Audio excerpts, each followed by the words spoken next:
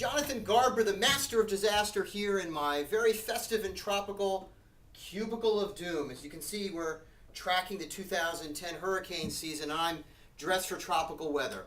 Actually, it's about the end of the hurricane season right now, which is actually one of the most active times of the season. So I'm celebrating the impending end of hurricane season. I saw an article this morning that really caught my eye, and the headline was very deceptive. It said that there's a 33-year low in tropical cyclone activity. I thought, is this the same hurricane season I was living through? So I had to dig into it. And if you dig, it's a very heavy meteorological site. They get into all kinds of science about it.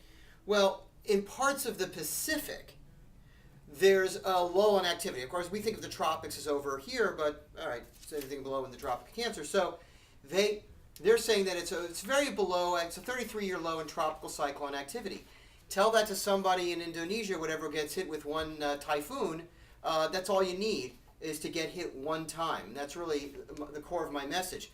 So I did a little digging into our season this year over here on the East Coast in the Atlantic, and this was a record-setting season, even though no hurricanes have made landfall yet in the panhandle of Florida, even really a direct hit in the Caribbean. And here's why it's a record-setting season. An average hurricane season, even with La Nina effect, has about 11 named storms. It doesn't mean 11 hurricanes. They could be tropical storms. Once they go above depression, they get a name. So we got the whole list of names here for the season. So there are usually about 11. This year so far, and the season isn't over, there have been 15 named storms. That's pretty high. Remember, even one of those storms hitting you, if it takes out your power, it takes out a party roof, or there's some flooding, your business is going to be out of commission for a while unless you have a proper business continuity plan. Also, a lot of these storms went up the coast to California, Carolinas, southern and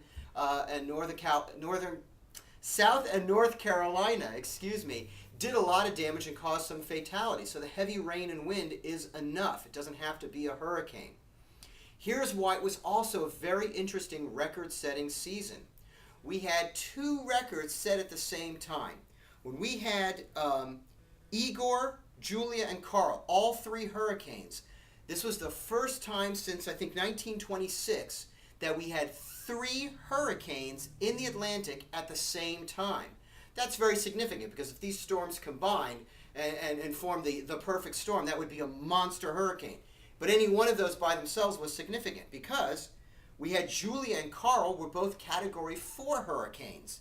That's very interesting because there's only been 8 other years where there have been 2 Category 4 hurricanes in the Atlantic at the same time. Very dangerous. Even if they were smaller hurricanes, if Igor, Julia, and Carl were all Category 1 hurricanes, if they hit an area one after another, a few days or a week apart, the cumulative impact is just devastating. I remember in 2004, we had 4 hurricanes, Ivan, Jean, Charlie, and Francis, all hit the west coast of Florida the same season, almost one after another. And none of them were very large, powerful storms, but they were all hurricanes. So you're looking at winds in excess of 100 miles an hour, anything from 75 above, so it's become a hurricane.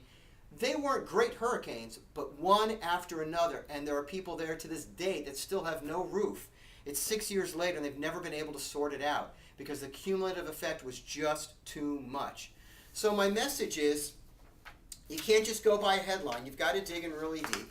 And you have to understand what it means if just one natural disaster hits your building, for your office, or your home. It's devastating.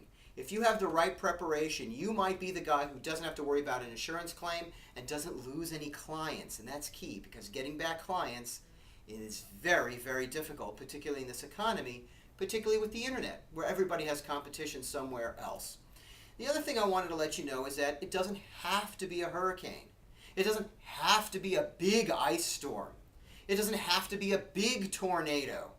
Any one of these small things that just drips on you long enough or hits in right way can be absolutely devastating for your home or business. We had a tropical storm hit here, and it rained a lot, and there was flooding. And I've seen plenty of these no-name storms rain for 3 or 4 days, drop over a foot of water. and the roofs just give out. Commercial buildings with the parapet roofs, too much water builds up and they just collapse. They haven't been properly maintained. Those guys are out of business. It's not a matter of days for them. It's weeks, months, or they're never coming back. That's a whole lot of revenue loss. It's a lot of people without an income, and I feel really bad for them. That's what people have to watch out for. Small disasters are disasters. If we plan for the big one, like Godzilla stepping on your business, everything less than that will be taken care of. That's my message for you. Don't believe the headlines. Dig a little deeper and make sure that you're prepared for the worst case scenario. You'll come out the best, and you'll be ready when Godzilla steps on your building, even if it's Hurricane Godzilla. Thanks so much. Tune in next time. Rah!